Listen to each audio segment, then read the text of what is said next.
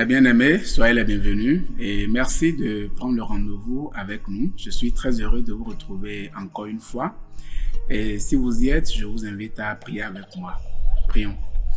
Éternel, nous voulons te dire merci pour cette opportunité, cette occasion que tu nous donnes de méditer dans ta parole. Pendant que tu seras en train de communiquer ta vérité à chacun de nous, nous prions que tu nous donnes de faire le choix qu'il convient. Au nom de Jésus, nous avons prié. Amen. Alors aujourd'hui, nous allons méditer dans le livre de Éphésiens, chapitre 6, les versets 2 et 3. Dans ma version, il est dit « Honore ton père et ta mère ». C'est le premier commandement avec une promesse afin que tu sois heureux et que tu vives longtemps sur la terre. Le livre d'Éphésiens regorge de beaucoup d'enseignements et c'est l'apôtre Paul qui, dans ce chapitre 6, apporte une série d'enseignements sur l'éducation de l'enfant et le rapport entre l'enfant et ses parents. Et ici, nous sommes en présence d'une recommandation, d'un impératif qui dit strictement aux enfants d'honorer leur père et leur mère. Et ceci, au-delà d'une recommandation, elle s'est faite accompagner donc d'une promesse. Et nous savons tous que les recommandations ont pour but de se faire exécuter sans demander des réclamations. Mais la bonne nouvelle ici, c'est que en exécutant cette recommandation, il y a une promesse qui se réalise. Et nous découvrons donc dans la mise en œuvre de cette recommandation que l'honneur à accorder à ses parents relève de la responsabilité de tous, parce que quel que soit le niveau d'âge, chaque être humain est issu donc d'un parent. Et nous trouvons cette vérité dans 1 Pierre 2, verset 17 qui dit « Honorez tout le monde, aimez les frères, craignez Dieu, honorez le roi ». La vérité fondamentale que nous pouvons tirer de cette référence, c'est que honorer, c'est un devoir pour tous. Parce que l'honneur valorise les deux personnes. Si on estime que accorder l'honneur à quelqu'un, cela provient d'une personne, et celui qui se met à la tâche pour accorder l'honneur et celui qui reçoit l'honneur, tous deux sont valorisés.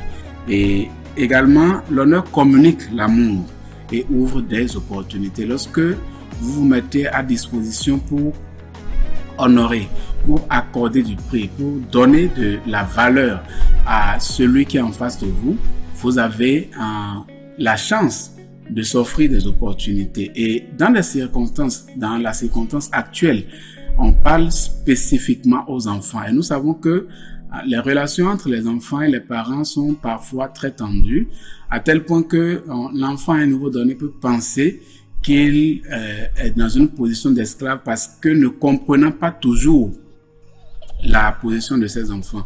Mais devant ce sentiment, il y a le sage qui nous rassure dans le livre de Proverbes chapitre 27 verset 18 en disant « Celui qui prend soin de son arbre mangera ses fruits et le serviteur qui prend soin de son maître sera honoré. » Les parents ont cette chance, quel que soit le parent, d'être dans la position d'un maître, d'être dans la position d'un tuteur. Et donc, parent ici n'est pas seulement le géniteur, mais c'est aussi celui qui a la responsabilité d'apporter l'instruction, d'apporter l'éducation, d'apporter une plus-value dans le sens donc d'orienter vers le chemin du bonheur. Et la vérité ici, c'est que la bénédiction est le fruit de l'obéissance. Quand nous retournons sur notre référence, il n'est pas dit que c'est après le bonheur qu'il faut honorer. Il faut d'abord honorer les parents et ensuite il y a la promesse qui se réalise. Et les épreuves, les tensions qui peuvent naître dans une relation sociale entre des enfants et les parents constitue des moyens pour renforcer davantage le lien entre les enfants et les parents. Je partage avec vous, vous voyez l'image d'un professeur et ses apprenants en classe. Le professeur n'est pas toujours animé de mauvaises intentions lorsqu'après un cours, il soumet ses apprenants à une évaluation. Non, c'est pour voir quel est leur niveau de compréhension et voir s'il y a lieu d'aider quelqu'un parmi tous ces apprenants. Et c'est le même rôle que joue le parent devant les enfants. Et donc, si vous êtes enfant et que vous voyez que parfois vous ne comprenez pas la position de vos parents vis-à-vis donc de vous, de par les actions qu'ils posent, la réflexion qui devrait vous incarner, c'est de savoir qu'est-ce que je gagne dedans, quel est le bien que le respect, l'honneur que j'apporte à ce que dit le parent, le tuteur, le dévancier apporte à ma vie. Ça doit être la question fondamentale que l'enfant se pose. Et honorer les parents donne la possibilité donc de vivre heureux. Quand nous regardons à notre test de base, honorer les parents produit également la longue vie sur terre. Qu'est-ce que nous voulons en vivant sur terre? Tout le monde veut vivre heureux, tout le monde veut avoir une longue vie en bonne santé, loin des maladies et consorts. Et ici, Dieu met les parents sur notre chemin comme un don pour que, en les honorant, nous recevons en retour cette bénédiction. Mais pour y arriver, il faut vraiment de la sagesse. Et c'est cette sagesse qui manque à beaucoup d'enfants aujourd'hui. Et pour en regardant un peu dans la parole de Dieu, le livre de Proverbes 3, verset 18, nous parle donc de comment on peut considérer la sagesse et profiter également d'elle. La sagesse est un arbre de vie pour ceux qui s'attachent à elle, et ceux qui savent la garder sont heureux. Les parents sont des repères pour les enfants.